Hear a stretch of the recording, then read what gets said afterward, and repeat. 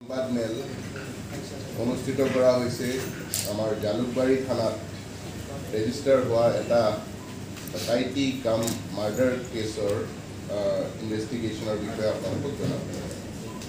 এই জালুকবাৰী থানাৰ কেছটো হৈছিলে কেছ নাম্বাৰ 219/2022 আৰু under section 396 of Indian panel code, এইটো ডকাইতি কাম মাৰ্ডাৰ ছেকশ্যন। মই সংক্ষেপে ঘটনাটো কৈ দিম। যোৱা বছৰৰ এপ্ৰিল মাহৰ 9 তাৰিখ আৰু 10 তাৰিখৰ মাজৰ ৰাতিটো এটা হত্যাকাণ্ড সংঘটিত হৈছিলে। সেই হত্যাকাণ্ডৰ ভিক্টিম আছিলে অজিত চেতিয়া বুলি এজন লোক।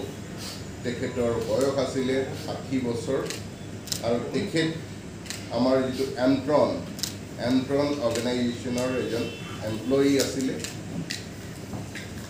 তেখেতৰ পৰিয়াল ঘৰত নাছিলে, তেতিয়া তেওঁ অকলে আছিলে। সেইকেইদিন পৰিয়াল গৈছিলে শিৱসাগৰলৈ। 10 তাৰিখে ৰাতিপুৱা তেখেতৰ পৰিবাৰে তেখেতক যেতিয়া ফোন কৰি ফোনত পোৱা নাই, তেতিয়া ওচৰ চুবুৰীয়াৰ হতুৱাই খবৰ লৈ দেখিলে যে ঘৰৰ খিৰিকীও ভঙা আছে, গ্ৰিল ভঙা আছে, দৰ্জা খোলা আছে।